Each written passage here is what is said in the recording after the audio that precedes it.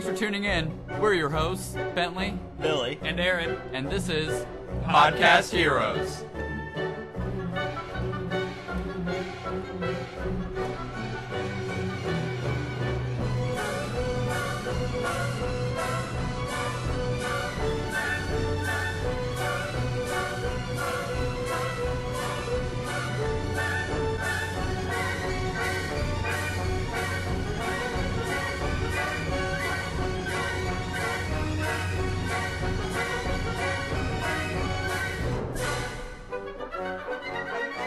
Alright, hey guys, thanks for tuning in.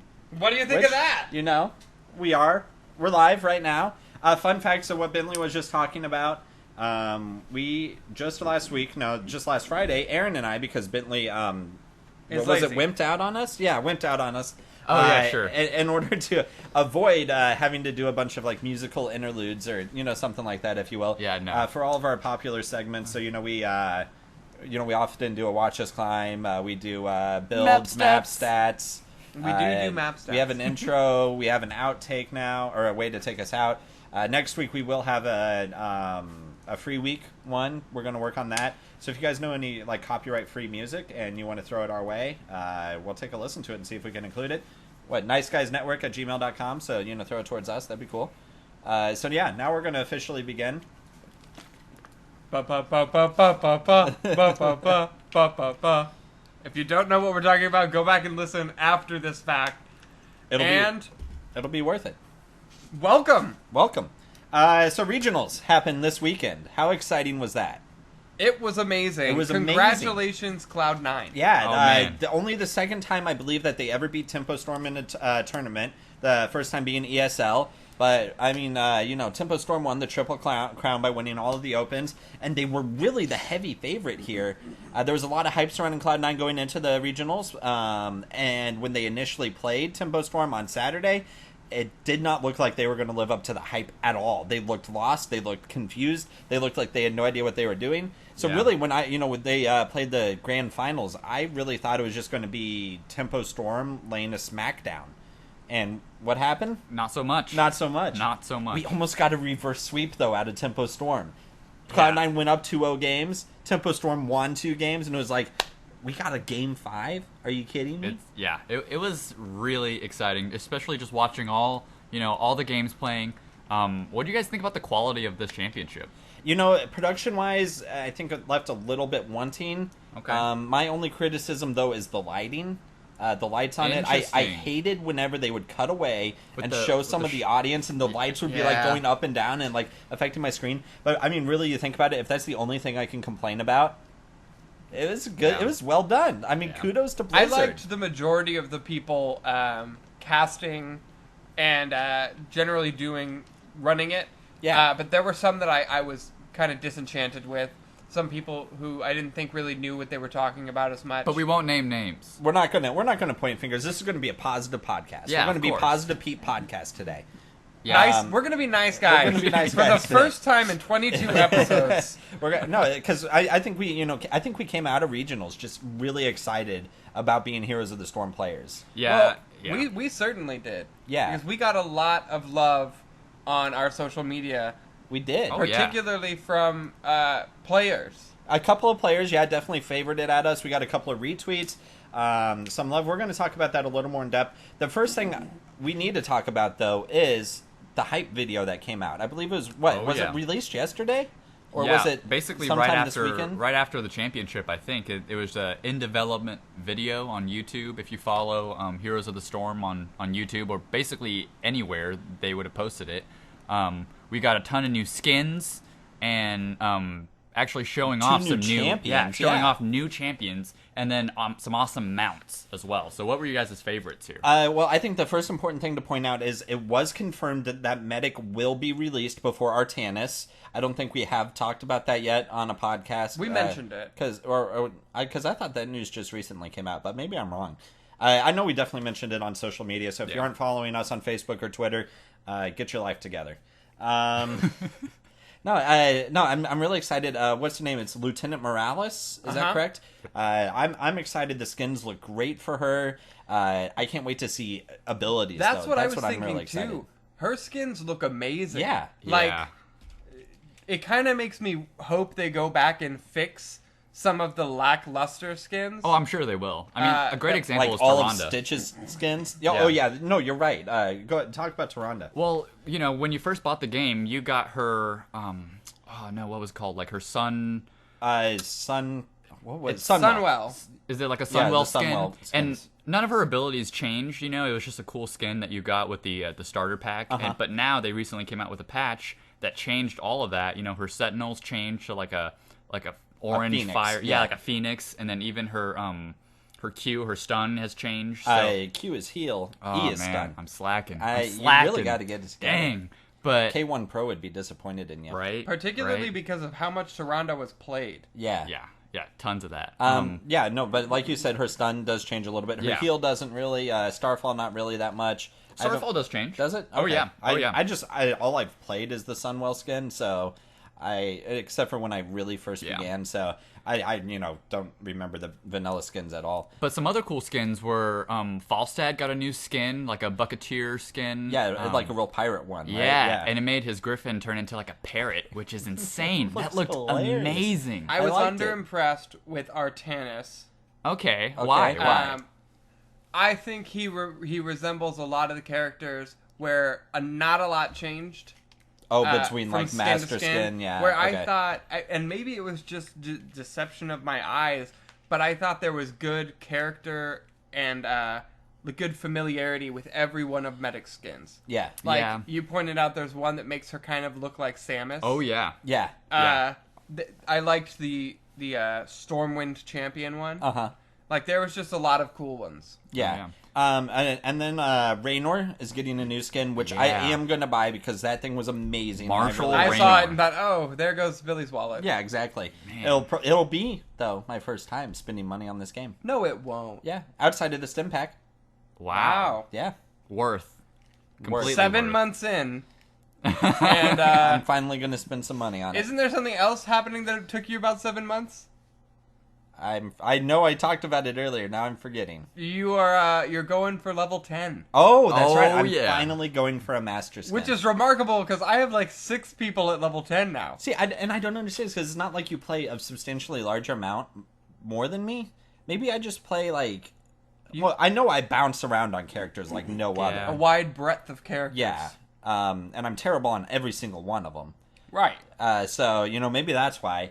But no, I think about 4 games away from being level 10 on Tyrande. Oh, you're close. So I'm really close. I have 10k saved up, but I'm debating on how quickly I should buy it because I know Medic's coming out before long, and I know I'm going to want Medic day 1. Very true. So I might just hold off on actually buying the Master Skin until I have enough to both buy Medic and the Master Skin. Because, it's easy to get gold just as long as you're playing. Oh, yeah. So, that's what I'm going to be focusing on. But one last I'm really thing, excited though, for that, though. there were some cool mounts released as well. 5 new mounts. Very cool. Now, the Void... What's it called? Void Seeker. Oh, sorry, Speeder. The Void Speeder Is it Speeder? we've known about for a while. Yes. Oh yeah. Oh yeah. It's been rumored about, but never really confirmed. It is coming out, exciting. And then there was another StarCraft one. The Vulture. The Vulture, yeah. Right? Yeah. I think and that looked amazing. it looked really cool. It looked like a speeder bike kind of from Star Wars or something, Yeah, if you will. and they had Raynor riding them, in the video, and it just looked so natural.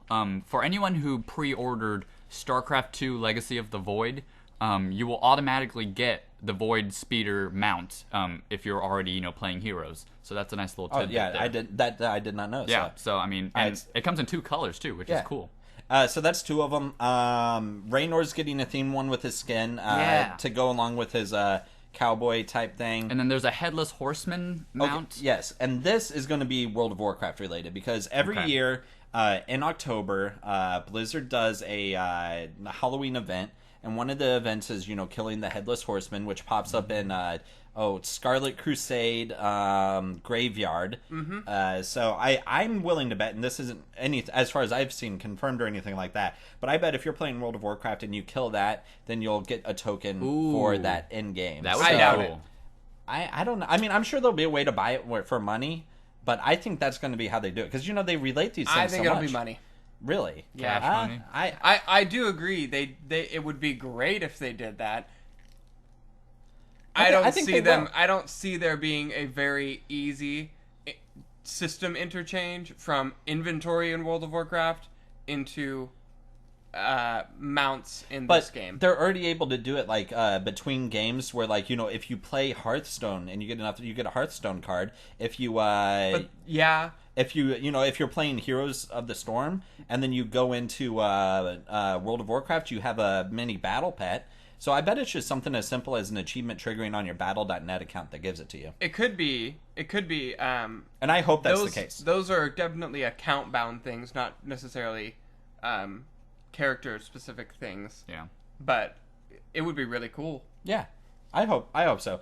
So keep an eye out for that. We'll try to keep you guys up to date. And We'll tweet at Justin Browder a lot and make him do it. Well, yeah, absolutely. All right, so that's 4. What was number 5? And that speeder thing. No, we already talked about that. We talked about the speeder, the vulture. No, we didn't talk about what I'm talking about. It looks like we're on Tatooine. Yeah, that's the vulture. Oh, the vulture. Yeah. Okay, so we got vulture. Oh, the battle beast. Oh, that it looks like battle. it looks like a kudo or whatever those things were called. I was underimpressed with. And I think out of the 5, it is definitely the weakest, but it's still a lot more exciting than a treasure goblin, in my opinion. I have a feeling they're gonna bundle that up again with like a new some skins, a new bundle and a new, or something. Yeah, exactly. Okay, yeah. Because it was shown off as a Nexus battle mount. Yeah, right. battle beast. Yeah, so I'm gonna buy the treasure goblin and play it every game. I see just a lot. to spite Billy. I see a lot of them though. That's I do too. I think they're the most incredibly lame mount ever invented, personally. They are pretty lame, if we're gonna be honest. Okay, so was there anything else released there? Obviously no new maps because I think the next time they're going to be releasing a map will be BlizzCon. Yeah. So we just got those 2 heroes. Yeah. There's no abilities yet released for the heroes or even rumored abilities, except for Morales has been rumored to have a drop ship like Ultimate, where my understanding of it from the tweets and what I was reading is that it'll fly in and pick up your team from across the map and drop them at a central location, which will be huge on maps like Sky Temple and Cursed Hollow. Oh, yeah. I think that'll be really exciting. I do believe there's a limited range on it, but, we can't speculate too much because, there's nothing confirmed just yet. So I'm excited for that. That's really it. Yeah. No map stats today. You're going to kind of see map stats be more one of those build-like sections. Absolutely. Where it's not necessarily here every week, but if we've got something to say about it, we're going to throw it in. And and we're going to focus a lot more on like specific, I think, metas to go with those aspects, especially since we're seeing a huge uptick in competitive play. We'll be able to see, teams bringing in like triple warrior versus no assassin versus all specialists versus, whatever. So, as we learn kind of new metas with new maps, I think, that's what we're going to try to do is start incorporating that, maybe focus a map a week with a special team and certain ways to win that map instead of focusing specifically on the physical stats of that map. Yeah, and of course, tweet at us, podcast_heroes, if you want to see specific builds. Or any like new map revamps that you've noticed that we've outdated maps that we've already done. Yeah, just let us know. Yeah, we're more than happy to do anything fan content related. We love getting involved with you guys. Any time we can. So just let us know. All right, so I believe we were going to talk about regionals next. Mm-hmm. So both of you, how much regionals did you watch? And we talked about the production quality, but what was your overall feeling of the play quality? Aaron, why don't you go first?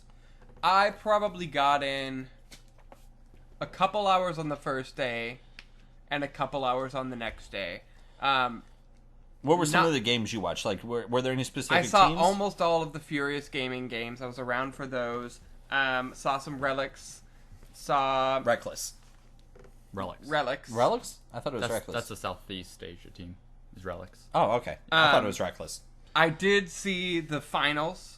That was amazing. Saw a lot of complexity and cognitive. So you watched like a lot of Group B, it sounds. Mm-hmm. And I know I mostly watched Group A because those were the teams I really wanted to cheer for. Personally. Those happened to be the times when I was always busy. Yeah, exactly. Yeah. So it's we kind of got good coverage. What about you, Bentley? I watched a lot of day one. I kind of set it up on my tablet there while I was doing homework all day. it was tons of fun, man. Compared to like, I'm comparing it to Dorm, Heroes of the Dorm, and that was kind of the last big championship. It's gone way up. I mean, I'm talking quality, I'm talking play style, even casters, Right.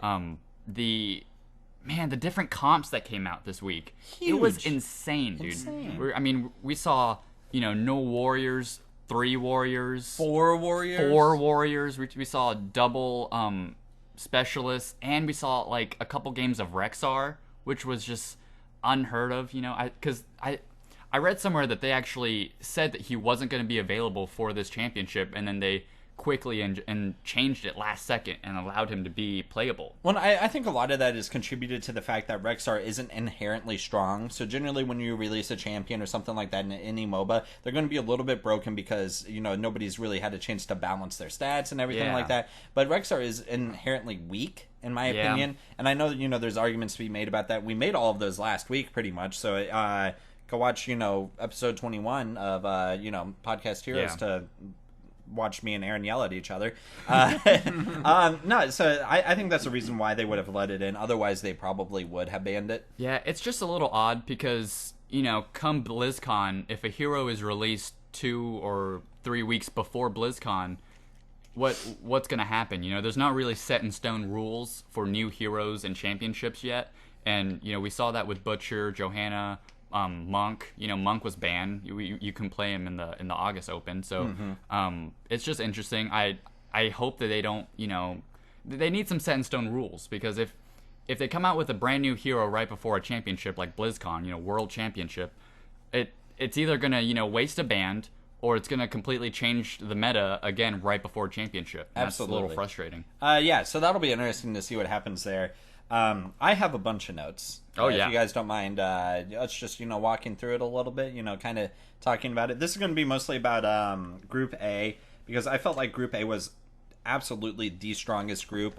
You had both Cloud9 and Tempo Storm in it, as well as Murloc Geniuses. And I'm thoroughly convinced if Murloc Geniuses had been in Group B, they would have gone on to the day 2 games where they would have played against Cloud9 or Tempo Storm again. So I feel like focusing on them is going to be huge, especially from a meta standpoint. Those were some games I wish that I got to see. And if you really do get a chance, go back and watch them. We're going to spoil them obviously for you, but it's just good to go back and watch how these pro players play, because like some of them just make these plays that blow your mind. For instance, in game 1, they were playing on spiders, so Tomb of the Spider Queen, and at the very end of the game, they were making a huge push, and Tempo Storm's frontline tank, and I didn't write down the exact comps here, so I can't remember who it was about to die, though. So it was about to turn into a 4v5, where Murloc Geniuses could have easily cleaned up the fight, claimed spiders, and then pushed and won. And Dread, who is playing Rhaegar, got off this insane ancestral healing. Like, I mean, I'm talking like 50 hit points or less kind of ancestral healing that brought back, I'm sure it was like Leoric or something, brought back Leoric from almost dying, and they turned and won the game at that exact point. I mean, Tempo, during the entire competition, outside of the grand finals, the only time Tempo Storm was even slightly challenged was when they played against Murloc Geniuses. Yeah, dude. Absolutely. So those games were so back and forth. Even the first time Cloud9 and Tempo Storm played each other, Cloud9 just, they couldn't handle Tempo Storm until they got to the grand finals. So Murloc Geniuses, played hard. It was huge. And I can't wait to see what happens to these guys. Like, they need to get sponsorship. Maybe, Nice Guys Network.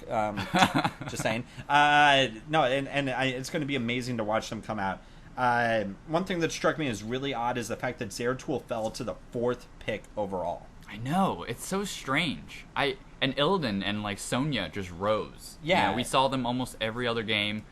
It's just so odd how the meta, these pro players just turn the meta upside down and they just make it their own meta. Yeah, it's day. like they go in there and they're like, you know what, I'm going to play Sonya today, and then like, that becomes what? the meta. That becomes the meta for the game. So it was interesting though, because Zeratul really, it made huge game changing plays, but only on certain players.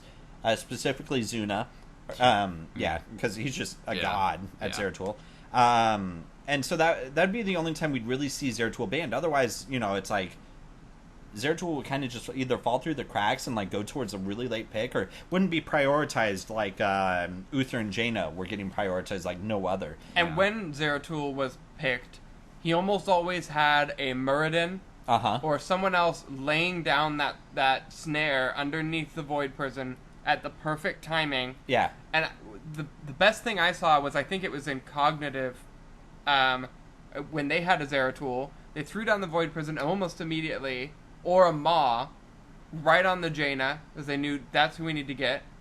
And then there was the snare, and by the time she was out of that snare, she was gone. Yeah. Just dead. Eliminated. And that's what we're talking about. It's like, whenever you get the chance to play with friends, get on comms with them so you can line that kind of stuff up. I'm reading through these notes real quick. Let's talk about Game 2 of Tempo Storm versus Murloc. They were on Dragonshire. This was the second time in a row that, at the time, this surprised me, that Toronto got banned in a game. These are the first 2 games of the tournament, and Toronto's getting banned. And I'm like, what are these people doing? Like, you're wasting a ban on Toronto when you could be banning Zeratul. Oh, man. Later did I eat my words, and happily so, because Toronto is one of my favorite characters. But I thought that was really strange. And Murloc Genius's support, I forget his name. I'm sure I'll remember it later. It's worth mentioning, and you brushed over it. Murloc Geniuses was, am I right in saying, the only team on the A side that is not a sponsored team? The only team in the tournament that is not a sponsored team. Yeah, and so it's that really made them the underdogs. Everybody wanted great things out of them, and even though they didn't make it to day 2, we got great things out of them. They were the only team to stay competitive with Cloud9 on day 1, or Tempo Storm on day 1, and genuinely, if they had been in Group B, they would have won Group B. It'll be a big shame if, because of this and because of the attention that they're going to be getting, we see them split up because one of them gets picked up. Yeah, and asked to like join Cognitive or Complexity to be the next pushover. It'll be interesting. I do want to throw out a huge shout out to Murloc Genius's warrior player Fury, at Fury Hots, if you want to follow him on Twitter. He was amazing. He arguably was the best warrior player at the tournament, I think. At least on day 1. Because, just the moves he would make on Johanna alone were insane. So, I got to do a huge shout out to him because he was awesome. And this started the rolling stone of Uther and Jaina just getting contested every single game. It's like, if Uther was picked up the first time by the team 1, then Jaina was almost guaranteed to lock in for the second team. Sometimes Leoric would be a top 3 pick as well. I think he was the most next consistent top 3 pick because he was showing showing that he doesn't die very easily, as well as puts out pretty good damage and can be great and has combo. some good utility. Yeah.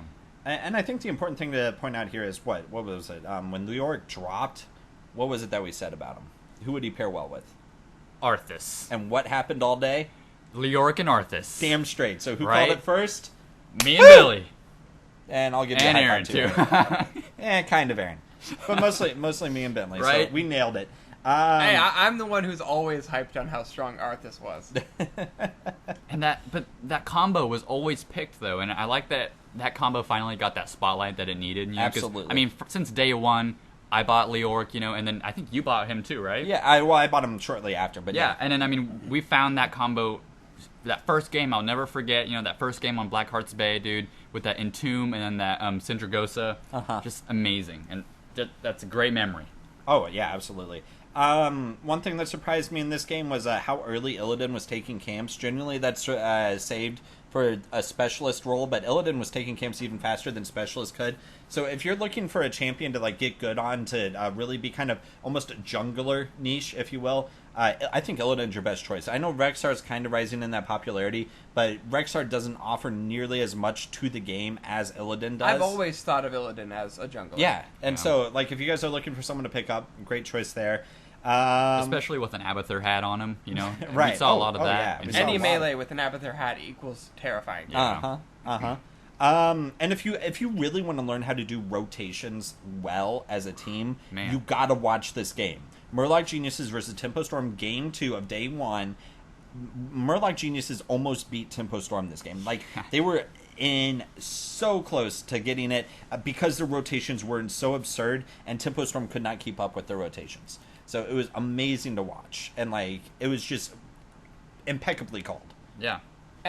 If you want to see an example of what not to do for rotation, check out the Furious Gaming versus, I believe it was Cognitive, because during the interviews before the game, the Furious team was explaining how they know that one of Cognitive's strengths is their rotation, and then you still see them knowing that and going into it, having studied that, almost never in bot lane soaking. Yeah. Where there was always one member of Cognitive there. Right.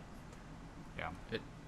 Those rotations you don't see a lot of, I mean, playing normally, because you never get the chance to actually talk to other players and, get that perfect rotation, actually timing it correctly too. Right. Because we saw a lot of heroes actually waiting in the bush, expecting the rotation, and that's when the ambush would happen, No, yeah, absolutely. And Yeah. it was just a blast. Oh, yeah. Blast to watch.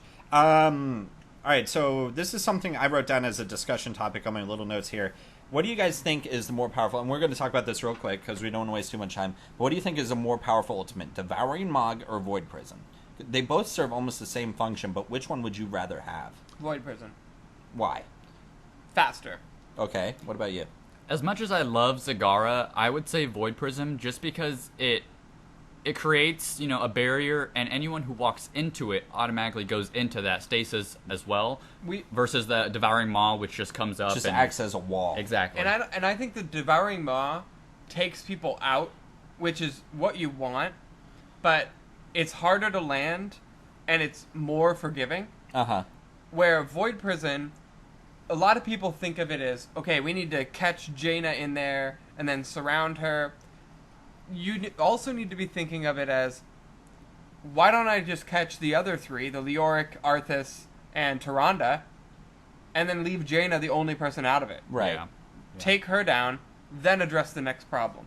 Yeah. Well, and like Bentley was saying, it stays up. So, like, if somebody's, trying to run away or whatever, and they run into it, then they're caught again. And it lets you just line up those wombo combos. What was it, 3-4 weeks ago, we had that top 5 play. It was showing, the just huge wombo combo of Zeratul ults on top of, Nova, Falstad, Gazlo, and something else. It was hilarious. I still watch it today. It's also got more utility because I don't think anybody ever takes the level 20 version of it. Because you can save your teammate. Yeah. And you saw that in Heroes of the Dorm, that play where Malfurion had, 25 health left. He got Void Prisoned. All 3 of them were trying to kill him. The team backed them off enough that Malfurion ended up living. Right. No, that's true. And on top of his blink, Zeratul has a lot of mobility versus Zagara, she's comparatively slow. But this is just a heroic comparison. Well, yeah, but I mean, the Zeratul has the ability to blink in, Void Prism, catch him More off distance. guard. Yeah. Absolutely. Okay, so let's talk about Cloud9 versus Immunity.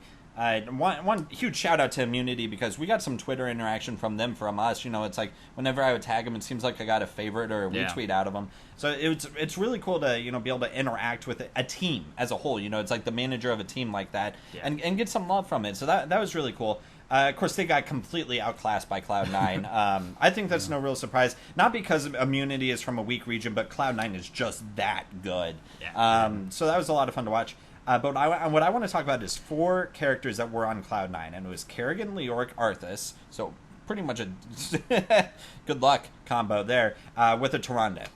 It's like that was insane. Yeah. And they got to a point in the game where they had so much control on the map that by level 10 they were able to take boss. Yeah, that's level 10 boss. Like, are you kidding me? That's huge. Not only because, like, the boss hits hard, so inherently you're going to have a harder time doing it because you don't deal nearly enough damage, but the fact that they had so much control over the map that Immunity could not go and contest that boss, even though they weren't level 10, is amazing. And was it on Cursed Hollow? It was on Spiders. Spiders, okay. Yep. You saw some of that in the B teams, too, particularly with Zagara's creep. The creep coverage was so strong, 2 heroes were dedicating all of their time to try to clear it out, and meanwhile they were getting boss. And saw Haunted Mines, really hated it because Haunted Mines is a stupid map. And I feel like a lot of pro players actually don't enjoy playing Haunted Mines as much, just because it's it's a little steamballery, you know? Yeah, it's a snowball. Yeah. Yeah. So I don't know, but I still love it. This was the first time, though, all day that Sonya and Brightwing were picked, and they were both picked at the same time on the same map. Now, I picked up a new Brightwing build from that. Yes. And I like it. I think we're going to talk about it next week. Sure, yeah, I'll do that. I'll break down the build. I think I just thought of that, so that's a good idea. Sure. So let's have that ready. This was, a pro build from it. Was there a specific team you got this from, or...? I don't remember who it was specifically, but I remember every game there was a Brightwing. I was paying close attention to what they were doing. And the common choice was not to go for any particular one thing, like a heal or a spell, but to maximize your mobility by taking almost everything that decreases the cooldown on your phase shift. So the second you get there, instead of it being 30 seconds later, you can teleport again, it became like 12 seconds. Wow. So you could teleport out of bad situations. But yeah, I'll break it down next week. All right, cool. So I mean, it was really exciting. I think there was a big upset when Immunity managed to beat Murloc Games in Game 2 of their series. Murloc did end up winning Game 3, but that was a pretty interesting upset because Rexar was picked up by Murloc Geniuses, and then what happens? Murloc Geniuses loses. So, you know what? I'm saying Rexar sucks. And I just got a couple more points real quick that I want to talk about that are really meta important. We saw a lot of triple warrior, specifically including Sonya and Leoric. My thought on this is because Sonya is essentially an assassin in a warrior's body, and Leoric is kind of the bridge between an assassin and a warrior. So those two compare very well because it gives them the ability to put out the damage, and then genuinely they would be the third in that group would be like a Nubarak, Muradin, what else do I got here? Like Johanna, somebody who's just a flat out tank. Yeah. So that I thought that was really fun to watch. And that was usually either paired with a Uther or a Tyrande. And, Tyrande just boosts that damage on top. If they're lacking an assassin, with her Hunter's Mark, makes Sonya an assassin. Yeah. No, you're right. Yeah, absolutely. And Tyrande is a great pairing with anyone who's melee damage based. Yeah. This was the game, Murloc Geniuses versus Cloud9 on day 2. This was the game that Murloc Geniuses played no warrior, and it's special to note that C9 was playing 3 warrior. And really, it didn't work out for Murloc Geniuses. It was an interesting idea because the theory is that you don't have to play warrior if you have Illidan on your team, due to the fact that he can avoid damage so easily with that one ability that makes him unhittable, evasion. That's it. And then you pair him up with an Abathur. So you get Abathur's bonus stats on top of Illidan's evasion, so you can kind of substitute in for a warrior. Really, it doesn't work, in my opinion, especially if you're playing with a Sonya, because Sonya's all of Sonya's abilities can hit Illidan while he's in evasion, and so it doesn't really matter the fact that he's able to dodge auto attack hits. That's interesting to point out. I do think that Illidan Abathur is still an amazing combo. Oh yeah, but his evasion only blocks auto attack damage. Right. So I mean, any ability. Now, what about Butcher plus Illidan as a tank? And we saw that as well. And it didn't work. Yeah. Not so much. I mean, Butcher's great, but Butcher needs to have those stacks in order to remain tanky, and then can't have his attack speed slowed and can't die. And if any of those things fall apart, then Butcher's done. Although there was, I can't remember what game this was, but it was one of the most glorious things I ever saw. And I think it might have been in the grand finals. C9, and if this was in the grand finals, C9 was playing Leoric, and Zuna was on Butcher. Zuna tried to charge in and hit the enemy team's C9 team assassin, one of their assassin players, and Leoric just throws up this entomb that gets in his way. And it made him divert, go all the way around the entomb, right into the hands of Leoric and the tank. It was just, it was amazing to watch, because, I mean, Zuna, I love you. You're the reason I watched Tempo Storm. You were trash those first 2 games. He was terrible those first 2 games on it, and I think he knows that, and I think anybody else knows that. He died. It's interesting that the other team even called him out on it. They said, we picked our strategy because we knew Zuna wouldn't be able to avoid death. Yeah, if we can get Zuna to feed, we will win. And what'd they do? They got Zuna to feed, and they won. And I mean, that's very similar to how Zuna played in League of Legends too, when he was on. Okay, now I'm going to forget it. What was their team? It doesn't matter. It doesn't matter. Vulcan. He was on Vulcan, and that was a lot of the negative criticism against him in League of Legends. Now he's playing Heroes. He's a fantastic assassin. Like, just watching him play, he's amazing. He obviously knows what he's doing, but there are some weak spots, and I think these are starting to show in some of these teams that have been unbeatable for so long. Yeah. We see why C9's beatable because, if you get them on tilt, they're done. If you get Zuna feeding on Tempo Storm, they're done. So it's just little things like that. Other than that, I mean, there's a fun regionals. How hype are you for BlizzCon? I can't wait. I can't even express it. There are no tournaments in between now, and no major ones from NA at least between now and BlizzCon. So I'm going to be a little, shaky by the time we get there, and I'll go through withdrawal a little bit. But I'm going to be, I'll be sitting on the couch all day watching those games all day long. Two last ditch things I want to say. We criticized the production a little bit, but when you take a step back, think about what it was you wanted in this regionals. Yeah, I wanted to be talking to the players. Wanted to be talking to the teams after games. We got all of that. Yeah. And I loved it. We got casting during the game. Yeah. Well, and think about how they progressed, too, from their tournament. Like, earlier tournaments, this one was so well done. Huge props to Blizzard. Mm-hmm. This is amazing. There's some other people we want to throw props to out to also. Hold on, let me pull up my Twitter.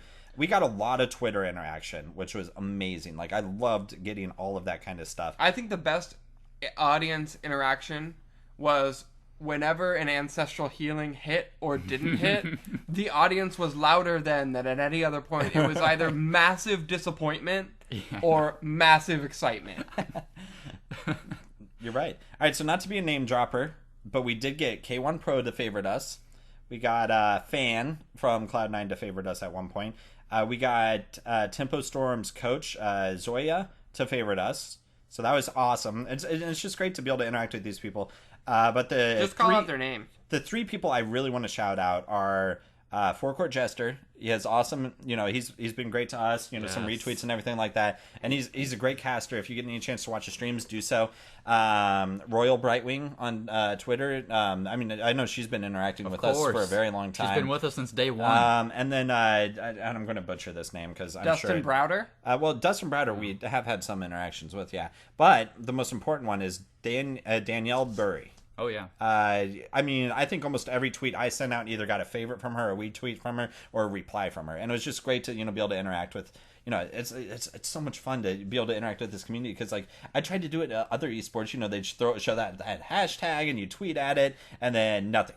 But it's like, every time, like, I've watched these tournaments and I've tweeted at the hashtag and things, I've always gotten interaction. And I think, it's not just interaction from other fans. It's from coaches, it's from casters, and it's from players. And it's amazing, and I'm loving it. And it's gotten me revitalized into Heroes of the Storm. Like, there was a while there where I was, like, almost certain I'd be done playing because I was just tired of the game. It wasn't going well for me, it's all this stuff. But, they brought me back, and that was huge.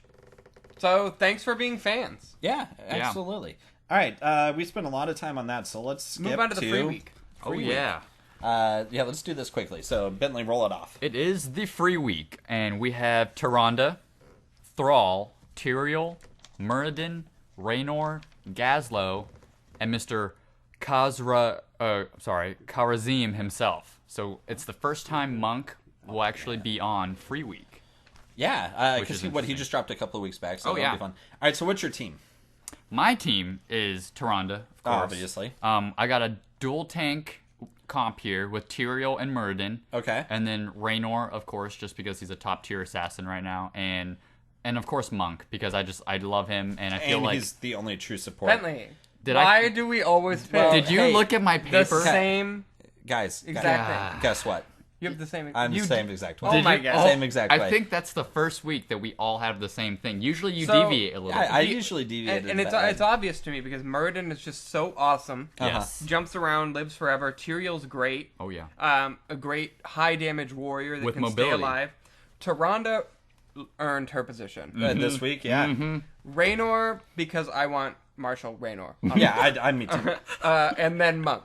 because we need a concrete healer, because He's Tyrande is not the that. only healer there, absolutely. Aaron, what time is it?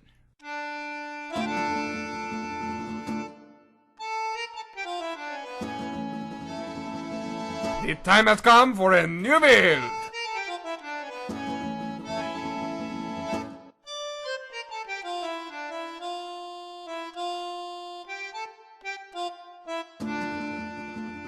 All right, so we're going to be talking about Tyrande as our hero build.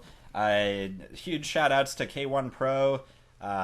He absolutely destroyed as Tyrande on every single Grand Finals game. And the fact that Tempo Storm never once banded out against him absolutely blows my mind. So there is the build he went. And I think I deviate just a little bit. And my justification for deviating from that is the way you play in solo queue is vastly different than how you would play in a LAN tournament.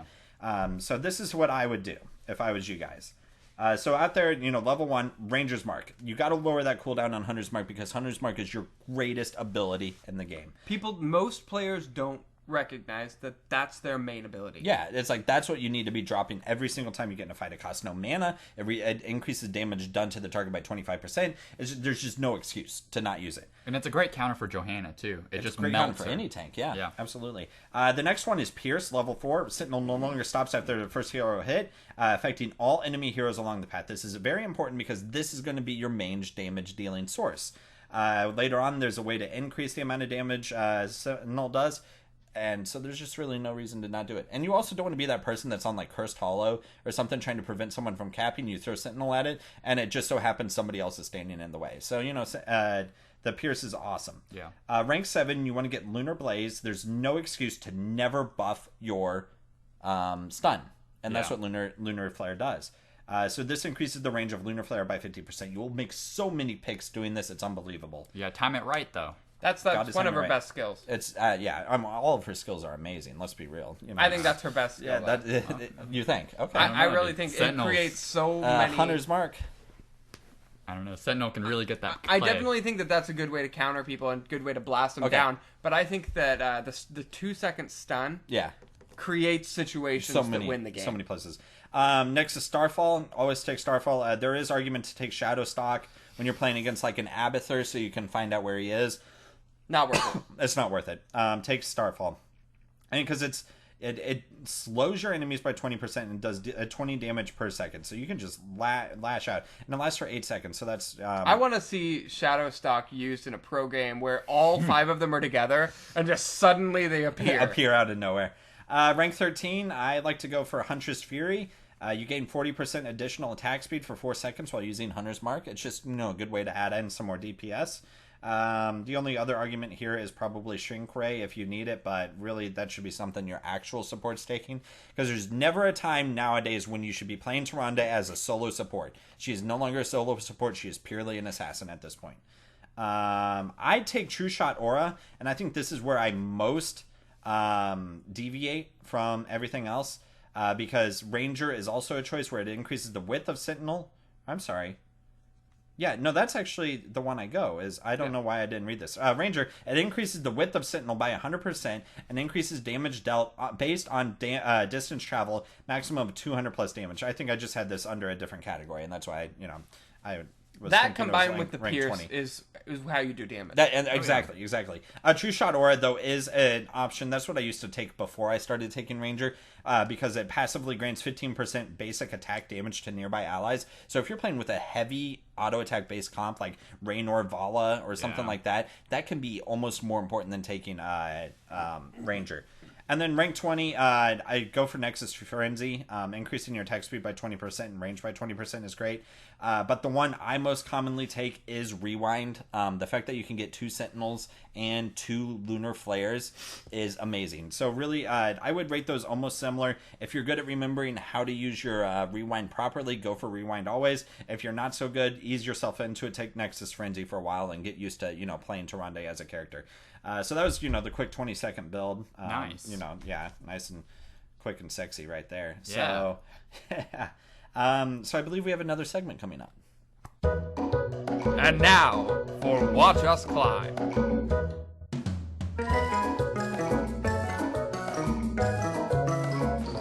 It was a great watch us climb. We had an amazing watch us climb this week. Oh man, it was tons of fun. Before we dive into the game, let's update how we're doing rank-wise. I think this is a lot of the reason why I'm much happier now is because I've played, I think, 5 games since getting placed, and I went from being ranked 35 to being ranked 28. So I've you won all played but less one game. games than ranks you went up. Yeah, exactly. I won all but, or I lost only one game. I was trying to think of how to word that properly. I lost only one game, winning all 4 others. My loss only negated me about 60 points. All my wins have gotten me about 300 points. So that's been really huge. And 2 of those were with Bentley, and I think 2 of them were with you. Mm-hmm. So we dominated. Take your friends into the Nexus. Yeah, I've been getting like 300 points after each win. So I don't know. It might be with the patch, but they're just really buffing everyone's ranks. Yeah. I think they're making it easier for you to get back to the rank that you were or deserve to be at. Yeah. What rank are you at now? Right now, I'm at 37, thanks to our... I actually went up 2 levels with our last win. Wow, so, look at you. Yeah, right. Awesome. And Aaron, where are you at? I'm back at 24. Awesome. Ooh. Wow. I'm catching up to you. You better watch out. Okay, so let's lay this out really fast, Bentley. We were on Cursed Hollow. Oh, yeah. Our team was amazing, and their team was... For some reason, when they picked Diablo, I got, just... excited. Yeah, I got a little bit like, ooh, okay, so... But we were like, wait, they no, have I think no your damage. exact words were GG when we were in Cursed. I'm like, oh, jeez, okay. He needs some love. Diablo does need some love. He does. So what was our team? All right, so our team was Vala, which was you. Oh, yeah. I was on Tyrande, using that build that I just highlighted. And who was top damage in that game? Okay, we were neck to neck the whole game. Who was top damage in that game? game? And then at the very end with your stupid sentinels, you got so right above me. Just a little sliver. So let everyone know Tyrande beat Vala in damage. Yeah. And that was actually, I sent out a tweet with a picture of that. And K1 Pro was the one who favorited that, so that was really kind of cool for me. It was like, oh my god, this is a guy who just won regionals, playing Tyrande all 5 games, and he favorited my tweet. Like, awesome! It goes to show how much damage you can do. Yeah, absolutely. Okay, so we had Vala, Tyrande, Leoric, Karazim, and Johanna. This is a fantastic team. We had a great wombo combo, and the fact that Leoric would entomb people. You were really smart here, and you took Reign of Vengeance. I know, and I was on point with every stun, dude, because the other team loved to group up, and the second they do that, it's just an immediate flag for me to just drop that Reign of Vengeance. Well, and like, Reign of Vengeance just fits so perfectly in Leoric's Entomb. I know. And I mean, that Leoric was nailing those Entombs every single time, and then I could put my Starfall on top of all of that, and it was just like, and suddenly all 4 or 5 of their team would be dead, and it was awesome. Their team was a Diablo, Sylvanas, Nova, Lili, and Muradin. Not only is this a bad comp, they were bad players. Yeah, and it was lacking that damage, I mean, Nova was actually not good as well, and she's terrible. And we were actually like going into it, we were like, we need to focus Nova. She's gonna try to backdoor us. But really, I mean, she would just pop out whenever, and we're like, wait, that's the real one? Okay. And then she would drop her decoy when we already knew where she was. Yeah, so I'm like, okay, yeah, she's done. Muradin, I gotta give props to Muradin, though, because he was the only good player on their team. Yeah, he got out of sticky situations where I thought we had him, and he just gets that leap with his heals. Yeah. And everyone else just kept dying. Diablo, yeah. I mean, Diablo, I guess, thought he was invincible, and we quickly proved him wrong. Yeah, I know. Like, 15 times he died. I think right out of level 2, we just killed him instantly. We did. We smashed him. I mean, that was a sick laning combo, though, as Tyrande Vala, because, like, if I could leave my stun, put a Hunter's Mark on there, and then you'd vault in with your W and your Heart Seeker thingy, whatever. Oh, yeah. It's just, people would die. So, that was great. I think the important thing to recognize from this map is... having a way to across the map deny somebody from taking the a curse was huge for us. Almost as good as having a Murky. Almost as good as having a Murky. I think they got maybe 1 tribute all game long. Yep, they did get 1 tribute. And that's just because we just let them have it because we were taking their boss or something. Exactly. And there was instances where we were taking their boss and they were about to get the tribute, and I'm like, hey, do you think you can buy us some time? And you're like, yes. Boom, boom. They got stopped, and then we just run over there and we managed to smash them. It was amazing. I mean, we got to shout out huge props to the other 3 people on our team because And it doesn't matter how good 2 people play on your team if the other 3 are trash. Those 3 guys were wonderful. Johanna was on points with, being able to guard both of us because we were the only 2 range people, and she was doing a good job guarding us from people diving on top of us, specifically Muradin and Diablo. She kept them off of us. Leoric was just a frontline maniac. And absolutely he did die a lot, people. too. Like you see with a lot of Leorics. Yeah, he did. I think our team, we had only like 3 deaths against us, and 2 of them were Leoric. And we got like 30 kills or something ridiculous. Take down their name next time. Maybe we introduce our best friend for the week segment. I actually did add them. Good. Yeah. Oh, so, nice. Yeah, Nice. I got them, so maybe we can sometime bring them in. And of course, Monk. Monk just kept us alive on top of your heals. My heals were trash. You got some good heals on there too, but it's great to have a Monk on your team. Do you now see the beauty of Monk? I appreciate Monk more. He is still not nearly as good as Malfurion, Rhaegar, or Uther. Okay. Well, maybe Uther with this free week, almost every single game, if not banned. I know. Yeah, and Jaina too. Every single game, if not banned. No, I think this is something I really do want to point out with Tyrande, and this is going along with the great heals. Never waste your heal on yourself.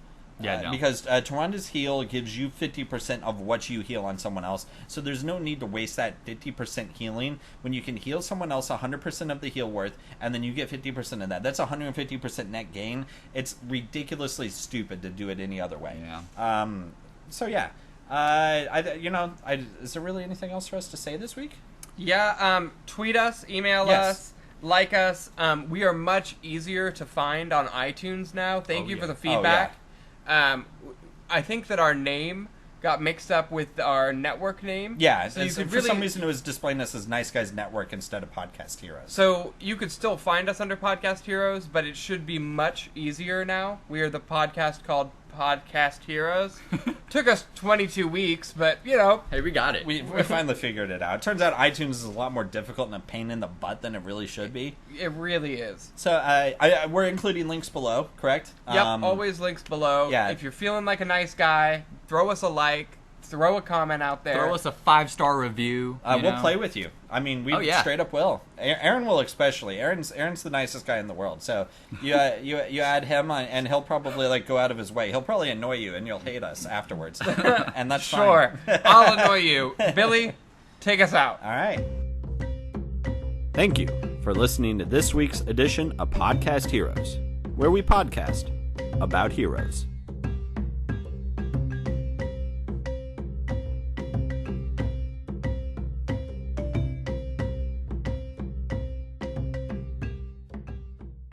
Say something, say something, say something.